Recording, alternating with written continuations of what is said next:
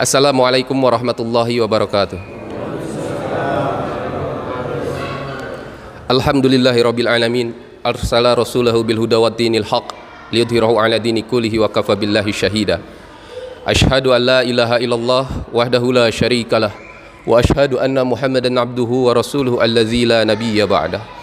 Allahumma shalli wa sallim ala hadzal nabiyil karim sayyidina Muhammadin wa ala alihi washabihi ajmain. Amma ba'd. Qala Allah Ta'ala fil kitabil karim, a'udzu billahi minasy syaithanir rajim. Ya ayyuhalladzina amanu taqullaha wa qulu qawlan shadida yuslih lakum a'malakum wa yaghfir lakum dzunubakum wa may yuti'illaha wa rasulahu faqad faza fawzan 'azima. Wa qala Nabi sallallahu alaihi wasallam, al-imanu bid'un wa sab'una syu'batan. Fafduluha qawlu la ilaha illallah wa adnaha adza imatatul adza anit tariq wal haya'u syu'batun minal iman. Hadis yang saya bacakan yang diriwayatkan dari Abu Hurairah radhiyallahu an, bahwa Rasulullah sallallahu alaihi wasallam bersabda, sesungguhnya iman itu memiliki 70 sekian cabang lebih. Yang paling tinggi adalah mengucapkan la ilaha illallah. Yang paling rendah adalah menyingkirkan duri dari jalan. Dan sesungguhnya malu, sifat malu ini sebagian dari iman. Jadi kita bisa perhatikan yang tertinggi adalah ucapan kalimah la ilaha illallah, yang terendah berkaitan dengan keselamatan manusia. Sehingga Allah jadikan salah satu takaran iman menyingkirkan duri dari jalan. Ini duri, Pak. Dan duri ini hanya ada ketika di dunia mencelakakan orang lain. Bapak-bapak pikirkan, ternyata bapak-bapak telah melaksanakan amalan yang paling tinggi, yaitu menyelamatkan orang lain bukan dari duri, tapi dari nerakanya Allah Subhanahu wa ta'ala, dengan mendakwahkan kalimah la ilaha illallah. Dan sifat malu adalah sifatnya orang yang beriman. Kemarin saya di India, ada salah seorang mufti. Mufti itu sudah hafal hadis, kemudian hafal ribuan hadis, dia pun hafal Al-Quran. Beliau adalah salah satu murid daripada muridnya Maulana Ilyas rahmatullahi. Dan hadirin, hanya kitab-kitab yang lama itu yang ada di India. Beliau menyampaikan satu muzakarah di mana beliau menyampaikan sesungguhnya ketika jasad Nabi Adam sudah jadi, yang diciptakan dari beberapa tanah yang warnanya berbeda-beda, maka ketika Allah Subhanahu wa ta'ala tiupkan ruh melalui ubun-ubun, maka kalau bapak-bapak lihat bayi yang empot-empotan ubun-ubunnya, itu jalan masuknya ruh. Beliau sampaikan, Ibnu Abbas radhiyallahu anhu mengatakan bahwasanya ketika ruh akan dimasukkan ke dalam jasad Nabi Adam, maka ruh bertanya 3 kali, ya Allah, apakah aku harus masuk ke tempat gelap itu? Sampai 3 kali. Maka kemudian ruh itu setelah 3 kali bertanya, maka dia masuk secara terpaksa. Ulama mengatakan, hadirin yang mulia, seandainya ruh tersebut ketika diperintahkan masuk secara sukarela, maka ketika seseorang meninggal dunia, maka ruh itu akan sukarela keluar dari tubuhnya. Tapi karena masuknya dengan terpaksa, maka hadirin, keluarnya setiap ruh dari jasad begitu dahsyat susahnya, Pak. Pernah melihat orang sakaratul maut? Masya Allah, tersiksa hadirin. Karena apa? Saking susahnya keluarnya itu ruh. Para nabi merasakan, bagaimana ada nabi yang bersaksi bahwa ketika ruh akan keluar dari tubuh seperti halnya domba yang dikuliti hidup-hidup. Ada nabi yang berkata ketika ruh keluar dari tubuh seperti sayatan pedang, lebih daripada 70-80 sayatan pedang. Ajib, Pak. Karena apa? Karena ruh masuknya secara terpaksa. Nah, hadirin yang muliakan Allah Subhanahu wa ta'ala, kemudian ketika ruh setelah masuk secara sempurna, maka yang pertama kali diucapkan oleh Nabi Adam adalah alhamdulillah. Setelah beliau bersin, beliau mengucapkan alhamdulillah atas ilham daripada Allah Subhanahu wa ta'ala. Maka Allah menjawab dengan yarhamukallah. Dan ini menjadikan salah satu syariah dalam agama kita, hakul muslimi ala muslim khamsun. Dan salah satunya adalah radus salam. Yang salah satunya lagi kemudian watasmitu tasmit. Jadi ketika ada orang yang bersin mengucapkan alhamdulillah, maka hak bagi orang yang bersin terus harus dijawab bersinnya dengan ucapan yarhamukallah. Nah hadirin yang muliakan Allah subhanahu wa ta'ala, ketika Nabi Adam bersin, maka beliau melihat daripada 4 cahaya, kemudian 4 kegelapan. Maka Nabi Adam kebingungan, ditanya kepada 4 kegelapan tersebut. Terhadap kegelapan pertama ditanya, wahai kegelapan, siapakah engkau? Maka kegelapan yang pertama menjawab, sesungguhnya aku adalah marah dan tempatku ada di dalam otak. Jadi marah itu merupakan kegelapan. Maka kemudian kegelapan yang kedua ditanya, siapakah engkau? Sesungguhnya aku adalah nafsu dan letakku ada di dalam mata. Kemudian kegelapan yang ketiga ditanya, siapakah engkau? Aku adalah penyakit dan tempatku ada di dalam badan. Kegelapan yang keempat ditanya pula, siapakah engkau? Aku adalah dunia dan tempatku ada di dalam hati. Maka kemudian Nabi Adam alaihissalam bertanya terhadap 4 cahaya. Cahaya pertama ditanya, siapakah engkau? Maka jawaban daripada cahaya yang pertama, aku adalah akal dan tempatku ada di dalam otak sebagaimana marah. Ketika aku masuk ke dalam otak, maka marah yang akan keluar. Jadi harus didahulukan akal. Lihat orang marah hadirin. Orang marah selalu kehilangan akalnya. Maka orang yang beriman ketika marah diharapkan menggunakan akal dengan sebaik-baiknya. Kemudian cahaya yang kedua ditanya, siapakah engkau? Aku adalah malu dan tempatku ada di dalam mata sebagaimana halnya nafsu. Jika aku masuk ke dalam mata, maka nafsu yang akan keluar. Maknanya tidak dalam satu tempat tidak bisa ada 2 sifat. Yang ketiga ditanya cahaya, wahai cahaya, siapakah engkau? Aku adalah kesehatan dan tempatku ada di dalam badan. Ketika aku masuk ke dalam badan, maka penyakit yang akan keluar. Maknanya hadirin, kalau kesehatan masuk ke dalam badan, penyakit yang akan keluar. Kalau penyakit yang masuk ke dalam badan, apa yang akan keluar? Kesehatan. Nah cahaya yang terakhir, yang keempat ditanya, siapakah engkau? Maka cahaya tersebut menjawab, aku adalah iman dan tempatku sebagaimana dunia, yaitu ada di dalam hati. Jika aku masuk ke dalam hati, maka dunia yang akan keluar. Nah hadirin yang mulia, Allah tidak mengkehendaki bahwa dalam setiap hati manusia ada 2 kecintaan. Yang ingin Allah adalah kecintaan mutlak terhadap Allah subhanahu wa ta'ala.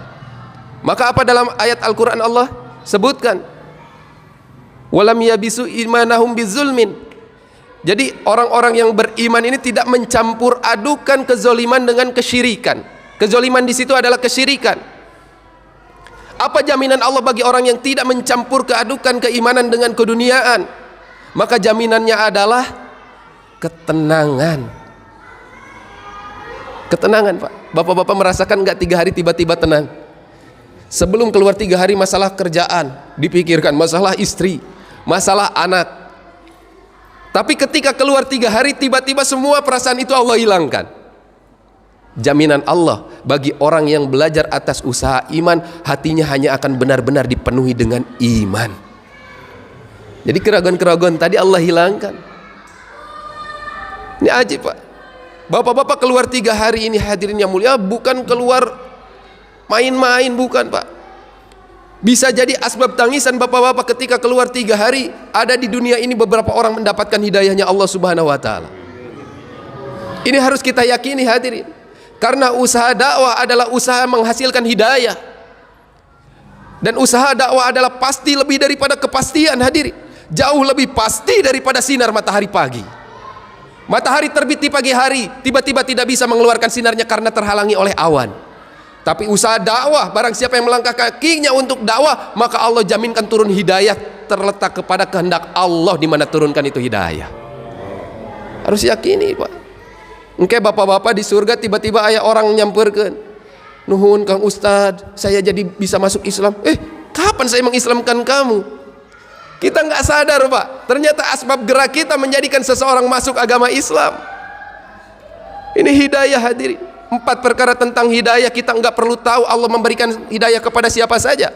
Kita tidak perlu tahu Allah turunkan hidayah di mana saja. Kita nggak perlu tahu caranya bagaimana Allah memberikan hidayah terhadap seseorang. Yang penting kita dakwah saja, yakini dengan dakwah akan Allah turunkan hidayah. Hadirin yang muliakan Allah Subhanahu wa taala, di mana hidayah paling besar turunnya? Ibnu Abbas radhiyallahu anhu mengatakan hanya 2 tempat di atas muka bumi yang Allah jadikan tempat terbesar asbab tersebarnya hidayah seluruh alam. Yang pertama adalah masjid, yang kedua adalah rumahnya orang yang beriman. Kenapa masjid hadirin? Karena masjid adalah sebaik-baiknya tempat. Tidak ada tempat yang paling dicintai oleh Allah selain masjid. Maka sekarang tanamkan oleh bapak-bapak dalam hati kita, dalam fikir kita, bahwa rumah saya bukan rumah yang ditempati istri saya, rumah saya bukan rumah yang ditempati oleh anak saya, tapi rumah saya adalah masjid. Sebagaimana apa yang disampaikan oleh Rasulullah sallallahu alaihi wasallam, al masjidu baitu kulli taqiyyin. Masjid ini adalah rumah setiap orang yang bertakwa. Wa taqaffalallahu liman kana masjidu baitahu birauhi wa rahmah. Dan Allah menjamin bagi siapa saya yang menjadikan masjid sebagai rumahnya, jaminannya berupa rahmat. Apa rahmat? Kasih sayang. Allah hanya menurunkan 1 rahmat ke dunia hadirin. Sisanya 99 Allah akan sempurnakan di akhirat. Dengan 1 rahmat yang Allah turunkan ke muka bumi, seekor singa yang lapar 2-3 hari dia tidak makan, ketika dia mempunyai anak maka dia tidak akan memakan anaknya karena rahmat Allah. Padahal hari-hari dia makan daging, hari-hari dia lapar, harus memenuhi hawa nafsunya dalam hal makan dengan daging. Tapi dengan rahmat Allah tidak ada satupun singa yang mampu memakan anaknya sendiri. Karena apa? Karena rahmat. Tapi ketika manusia dicabut rahmat oleh Allah, maka hari ini bisa kita saksikan tidak sedikit ibu yang membuang anaknya.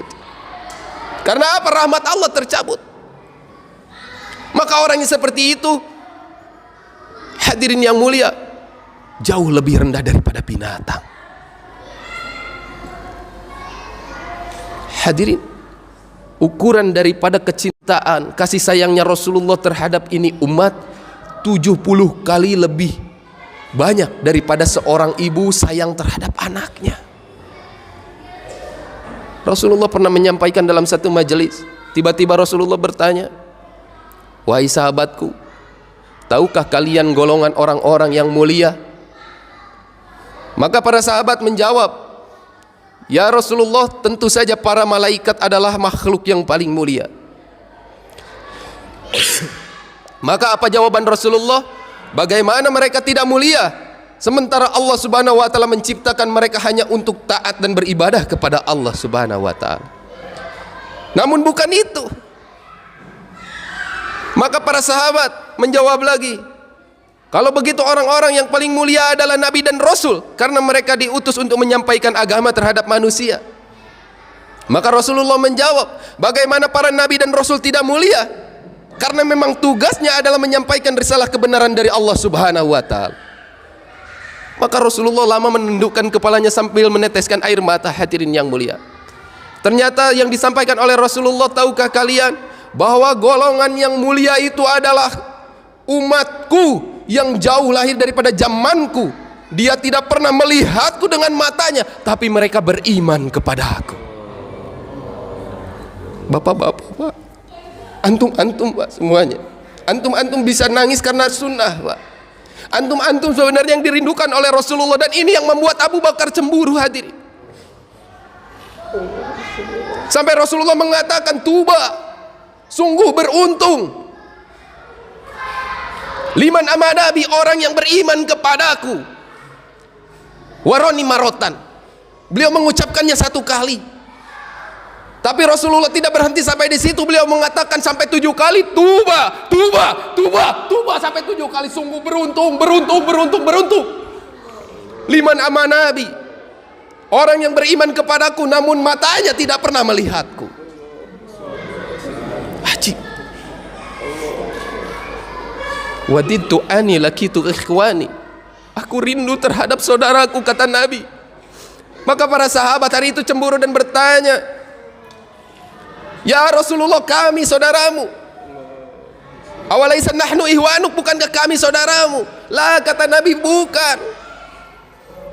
Saudaraku adalah orang yang beriman kepadaku, namun mereka tidak pernah ada kesempatan berjumpa dan melihatku. Hadirin, bapak-bapak harus yakin, Pak. Ulama kita mengatakan satu orang menghidupkan sunnah Nabi, maka hari ini Rasulullah tersenyum-senyum. Hadir. Berapa banyak orang hari ini yang meninggalkan sunnah, Pak? Datang sholat Jumat pakai lepis, Pak. Datang sholat Jumat tidak menggunakan penutup kepala. Hadirin, tidak ada yang mengingatkan. Sementara Rasulullah rindu terhadapnya. Hadirin, tapi asbab bapak-bapak keluar 3 hari, bapak-bapak mengenal sunnah, maka Allah tanamkan sifat ingin menyampaikan terhadap orang yang belum tahu. Asbab siapa, Pak? Asbab risau Nabi. Nabi itu nggak pernah memikirkan dirinya sendiri. Hadirin, bahkan sampai di sakaratul mautnya, apa yang terucap dari lisannya kecuali umat. Hadirin, hari ini orang banyak lupa terhadap umat. Hadirin, lebih banyak berhajat terhadap keinginan diri sendiri, terhadap harta, memperbanyak harta, menumpuk-numpuk harta. Hadirin, padahal kita tahu bahwa dunia hanyalah seperti bangkai. Hadirin, kenikmatan dunia tidaklah lain seperti jarak daripada lidah sampai ke tenggorokan, gak ada lagi. Rasulullah jauh memikirkan hal itu. Hadirin, bagaimana setiap umatnya masuk daripada surganya Allah. Nah, maka bapak-bapak hadirin yang mulia, belajar 3 harinya ini kita punya tugas khusus. Apa tugas khususnya? Menghidupkan amal masjid. Untuk apa? Dijadikan masjid kita sebagai asbab hidayah dalam sekitar tetangga-tetangga kita. Meluangkan waktu untuk masjid. 1 bulan bapak-bapak mengorbankan waktu 3 hari. Tapi untuk meluangkan waktu setiap harinya bapak-bapak hanya dituntut 2,5 jam saja, Pak. Kenapa harus seperti itu, Kang Yuri? Apa yang dilakukan oleh Rasulullah ketika hijrah? Hadirin, 13 tahun Rasulullah mendakwahkan iman di kota Mekah. Ketika hijrah, apa yang beliau lakukan? Yang pertama Rasulullah lakukan adalah membangun masjid. Dan ini menjadi tugas-tugas kita, hadirin yang mulia. Tapi tong salah paham, bapak pulang 3 hari tiba-tiba membangun masjid di sebelah masjid. Nanti orang salah paham, Pak. Maksudnya membangun masjid, sekarang kita bersyukur masjid sudah banyak. Tapi maksud daripada membangun masjid, kita mewarnai lingkungan masjid dengan amal-amal agama. Hadirin, mungkin masjid kita cuma hidup sholat berjamaah, maka kita tambah dengan taklim. Mungkin taklimnya sudah hidup seminggu sekali dengan ustadznya, kita buat taklim harian dengan fadilah-fadilah amal. Mungkin sholat berjamaahnya kurang, maka kita bergerak untuk umat agar sholat berjamaah di masjid kita. Bersedia insya Allah. Membangun masjid dengan mewarnai lingkungan masjid dengan amal-amal agama. Yang kedua yang Rasulullah lakukan adalah menghidupkan masjid dengan 4 amalan. Dakwah ilallah, ta'lim wa ta'alum, zikir ibadah, dan khidmat. Nah, bapak-bapak meluangkan waktu, belum sanggup 2,5 jam, maka bapak-bapak luangkan setiap hari 1/2 jam saja. Tapi niatkannya 2,5 jam. Untuk mengawalinya 1/2 jam. Buat amalan khusus di masjid kita dengan amalan apa saja yang bapak-bapak bisa lakukan. Mau baca Al-Quran, mau taklim, dengan niat dihadiahkan semuanya untuk umat. Barang siapa yang menghadiahkan amalan untuk umat, maka Allah akan cukupi daripada keinginan-keinginannya. 1/2 jam berat nggak, Pak? Enggak. Cari waktu khusus di mana bapak-bapak enggak sibuk. Luangkan waktu 1/2 jam. Saya akan baca Al-Quran 1/2 jam, niatkan untuk umat. Berikan kepada umat, apalagi terhadap orang-orang yang kita benci, orang-orang yang pernah membenci kita. Berikan daripada amalan-amalan kita. 1/2 jam saja, Pak. Hari ini kita sudah terbiasa memberikan waktu sisa untuk Allah. Sibuk kerja, sholat diakhir-akhirkan. Dengan perasaan saya bangga sudah sholat. Padahal hakikatnya dia telah memberikan waktu sisa kepada Allah. Dia membaca Al-Quran setiap hari, tapi membaca Al-Qurannya karena atas keinginan hawa nafsunya. Ada waktu luang dia buka mushaf Al-Quran, tidak ada waktu luang dia tidak membuka Al-Quran. Waktunya hanya sesuai keinginannya. Maka orang yang seperti ini bagus, tapi dia memberikan waktu sisa kepada Allah. Maka orang yang paling baik adalah menistiqomahkan waktu sebagaimana istiqomahnya dia sholat. Dia punya niat dalam hatinya, saya akan membaca Al-Quran setiap hari setelah selesai sholat. Saya niat, ya Allah, 5 ayat setiap hari. Melatih diri kita berjanji kepada Allah, walaupun apapun yang terjadi, ketika saya membaca Al-Quran, dunia datang, saya akan tolak, saya akan utamakan ini. Maka orang yang seperti ini yang akan diistiqomahkan dalam satu amalan. Jadi jangan pernah terbiasa memberikan waktu sisa buat Allah. Mujahadah hadirin. Maka begitupun meluangkan waktu untuk masjid. Cari waktu yang tidak terganggu dengan kegiatan-kegiatan kita, khususkan semuanya untuk agama. Bersedia insya Allah. Nah hadirin yang muliakan Allah subhanahu wa ta'ala, apa jaminan bagi orang yang menghidupkan amal-amal masjid? Yang pertama, rezekinya datang dari arah yang tidak disangka-sangka. Orang yang beriman hadirin menggunakan akalnya untuk melihat kebesaran Allah. Orang kafir menggunakan akalnya untuk melihat kebesaran dunia. Orang yang beriman menggunakan akalnya, 1 ditambah 1 bukan 2, 1 dikurangi 1 bukan 0. Tapi orang yang beriman ketika melihat hitungan 1 dikurangi 1, maka dia jawab 10. Saya punya 1 uang 10.000, saya berikan, sedekahkan, maka saya akan mendapatkan jaminan 10 kali lipat dari Allah. Biasakan seperti itu hadirin. Menafikan, membohongkan apa yang kita lihat dan meyakini daripada apa yang dikabarkan oleh Rasulullah sallallahu alaihi wasallam. Karena syarat orang yang beriman adalah meyakini daripada yang gaib. Nah hadirin yang mulia, buat amalan-amalan tadi. Kemudian dibalik, nanti setelah kita pulang, terlebih dahulukan daripada akhlak, Pak. Saya titip kepada teman-teman yang sudah ikut usaha ini, jangan fanatik, Pak. Fanatik terhadap agama boleh hadirin. Jangan fanatik terhadap orang lain untuk memaksakan mereka mengamalkan agama. Jangan membenci orang yang maksiat. Orang yang diterima amal dakwahnya hadirin, hatinya bukan membenci orang yang maksiat, melainkan pandangannya Allah akan buat lembut terhadap ahli maksiat. Maka hatinya penuh kerisauan, ya Allah, bagaimana teman saya yang masih mabuk lepas dari mabuknya.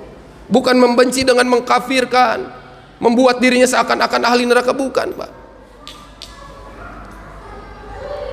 Sempurnanya iman seseorang hadirin adalah sebagaimana akhlaknya. Orang lain nggak tahu, Pak, kita tahajud malam tadi. Orang lain nggak tahu kegiatan kita 3 hari.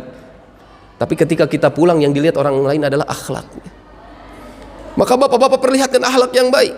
Jangan sampai kita pulang 3 hari kita menjadi momok yang menakutkan di keluarga kita, terutama di istri kita, Pak.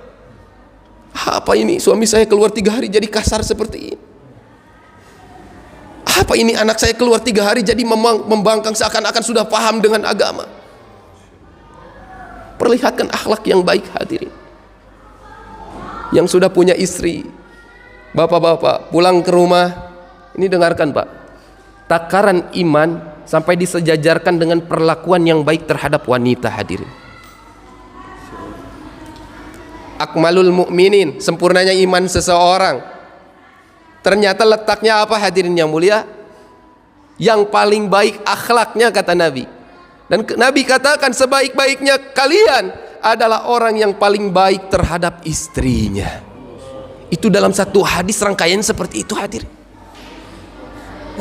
Maka nanti bapak-bapak pulang menjadi orang yang lebih lembut terhadap istri. Uang yang ada di saku kita gunakan, Pak. Cari anggur yang terbaik, cari buah yang terbaik. Ulang momen-momen jahiliyah pacaran kita dulu hadirin. Sempurnakan dalam kehidupan pernikahan, buat lagi masa pacaran hadirin. Wah, saya punya nyisanya ini cuma 2.000, tapi cukup untuk 2 butir anggur. Pulang beli anggur. Assalamualaikum. Pulang ke rumah jangan langsung ke rumah. Sunnahnya adalah datang kepada masjid, sholat sunnah tahiyatul masjid, doakan dulu umat, baru pulang ke rumah. Bersedia insya Allah? Jangan langsung masuk rumah, gunakan adab rumah. Assalamualaikum, sholawat dulu. Jangan langsung masuk. Ketika istri sudah menjawab baru nanti terkesan, Masya Allah, apa yang berubah terhadap suami saya. Maka ketika berhadapan dengan istri, luapkan kerinduan selama 3 hari terhadap istri. Ambil tangannya, cium keningnya, minta maaf. Mungkin selama ini kita terlalu banyak kepada dosa terhadap istri kita. Mungkin kita sering membentaknya. Mungkin selama ini kita tidak pernah jadi contoh yang baik. Wahai istriku, maafin saya. Selama perkawinan kita saya belum pernah membahagiakan kamu. Saya sering memberikan beban, memberatkan lagi dengan anak, tidak pernah mencukupi daripada nafkah. Maafkan saya demi Allah berjanji akan menjadi suami yang jauh lebih baik hari ini. Izinkan saya membuat sesuatu yang romantis, sebagaimana Rasulullah romantisnya dengan Aisyah. Apa-apaan sih ini?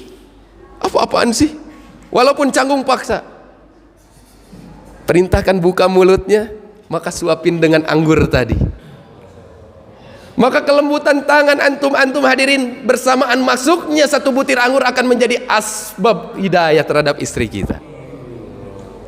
Apalagi kalau setiap hari nyuapin istri. Ambil pekerjaan apa yang paling berat dilakukan oleh istri. Kita nggak biasa cuci baju, pulang nanti biasakan cuci baju. Kalau nggak sanggup mencucikan semuanya, cuci untuk kita sendiri. Mah, tangan mama itu terlalu kasar karena sering lama nyuci. Ini gara-gara papa, gara-gara ayah nggak pernah mencucikan baju, tangan mama jadi kasar. Tapi ini tangan yang akan menjadi saksi di akhiratnya Allah. Izinkan sekarang tangan saya sama-sama kapalan seperti tangan mama. Ambil semua pekerjaan. Kira-kira istri senang nggak, Pak? Senang.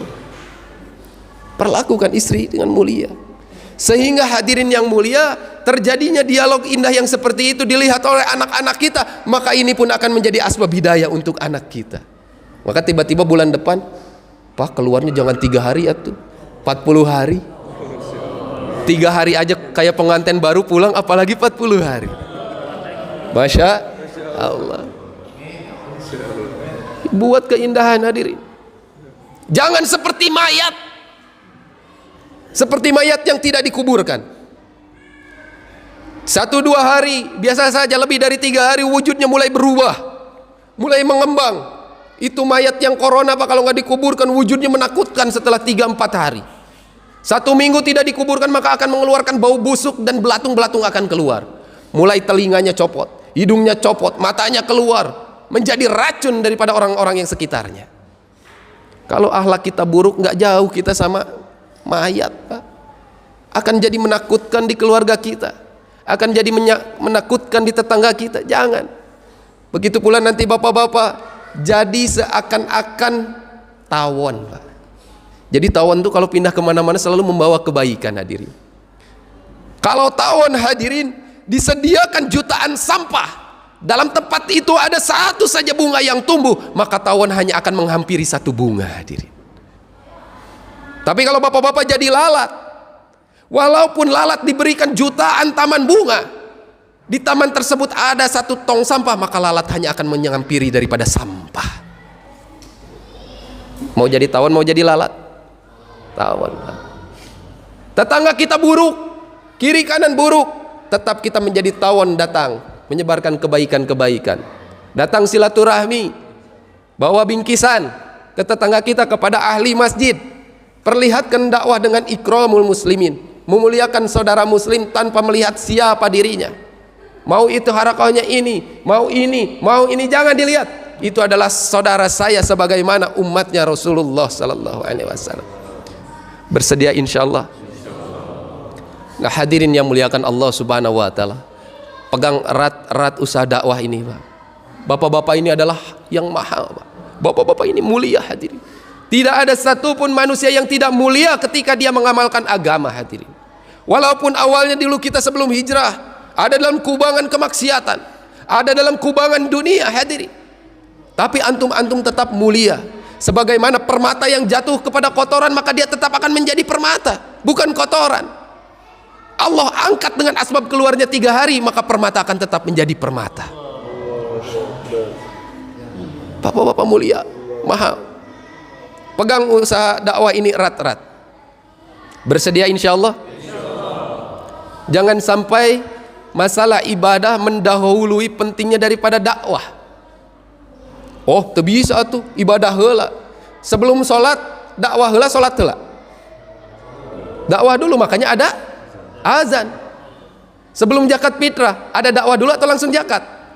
Dakwah dulu, dikasih tahu syariahnya semuanya. Maka tanamkan yang terpenting dalam diri kita sebelum halnya kita melaksanakan ibadah, dakwah. Bersedia insya Allah? Karena ajib ini Pak, pahala dakwah tuh. Ada salah seorang sahabat Nabi yang dia melakukan satu amalan masjid setiap harinya. Beliau meluangkan waktunya selalu berada di pojok kanan saf paling depan. Dan ternyata hadirin yang mulia, ketika para sahabat berlomba-lomba mendekatkan rumahnya kepada Masjid Nabawi, hari itu dia justru menjauhkan rumahnya daripada Masjid Nabawi. Terdengar kabarnya kepada Rasulullah, maka disampaikan ada seorang sahabat menjauhkan rumahnya daripada masjid. Panggil oleh Nabi, kenapa engkau menjauhkan rumahmu daripada masjid? Maka sesungguhnya ya Rasulullah, aku telah mendengar hadis daripada engkau bahwasanya setiap langkah ke masjid Allah akan memperhitungkannya. Maka aku membuat rumah yang paling jauh. Dalam satu riwayat mendekati pintu gerbang Madinah, jadi paling jauh, paling ujung.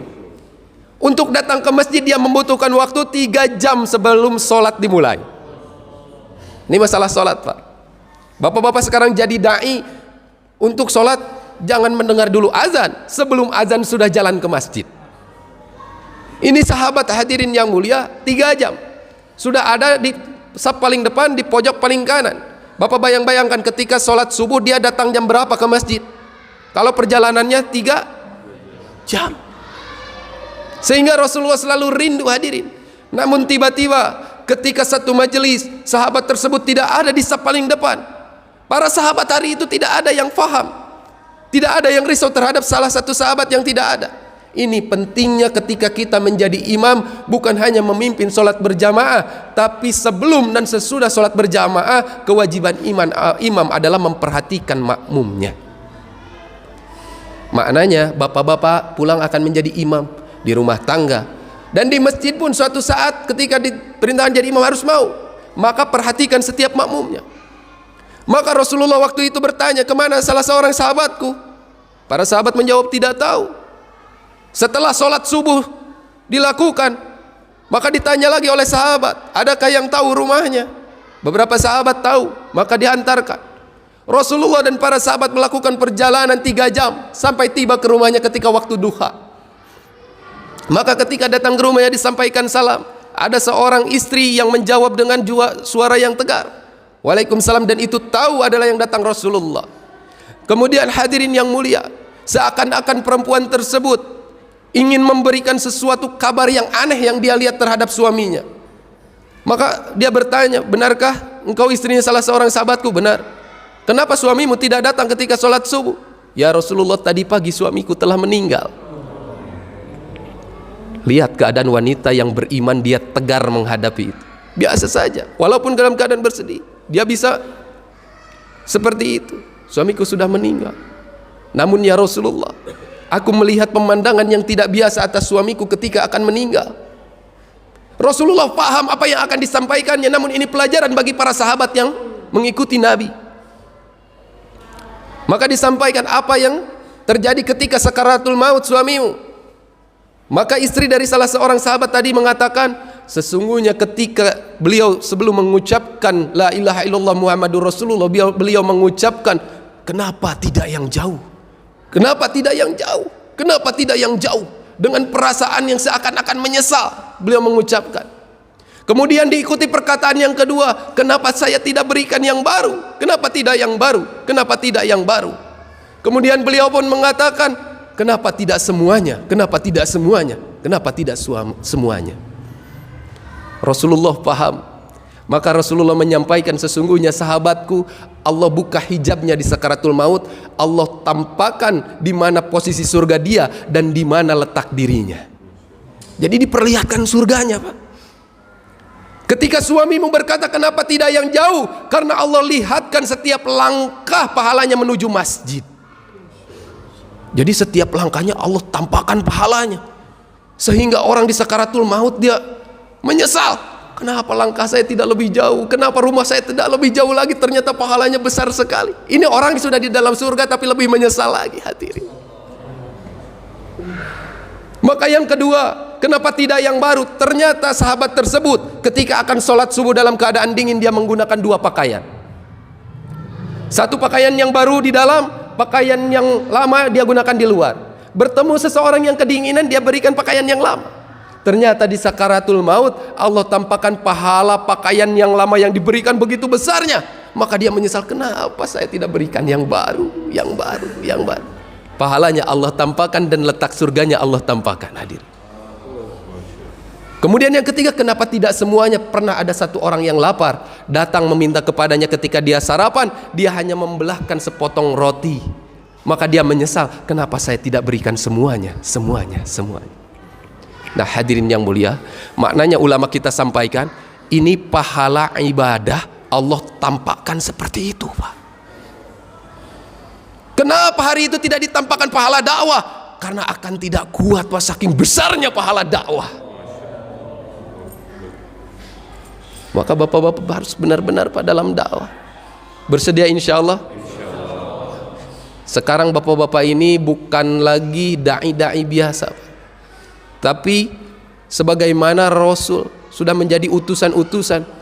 Karena di mana tidak ada lagi nabi yang akan turun hadirin di akhir zaman, melainkan tugas kenabian ada di pundak bapak-bapak semuanya. Hidupkan amal masjid, dakwah dengan akhlak. Yang terakhir hadirin yang mulia, segala sesuatu kita dalam beramal harus punya ilmu, harus punya guru. Begitu pula dalam usaha dakwah. Dalam madhab, dalam manhaj, kita sudah punya imam, Pak. Dengan 4 imam besar, siapapun bapak-bapak yang ikuti, maka Allah akan berikan, mereka akan berhujah kelak di hari kiamat atas ibadah yang kita lakukan. Begitu pula dengan dakwah, kita harus punya guru. Nah, untuk menyambungkan daripada sanad guru ini, bapak-bapak meluangkan waktu setiap minggunya hadir di markas. Luangkan waktunya minimal 1 bulan 1 kali hadir saja. Agar apa? Agar tidak putus sanad. Kelak di akhirat akan ada yang menjamin kita, guru-guru kita. Jadi jangan sampai kita dakwah mengikuti hawa nafsu kita. Bersedia insyaallah? Insyaallah. Subhanallah wa bihamdi, subhanakallahumma wa bihamdika, asyhadu an la ilaha illa anta astaghfiruka wa atubu ilaik.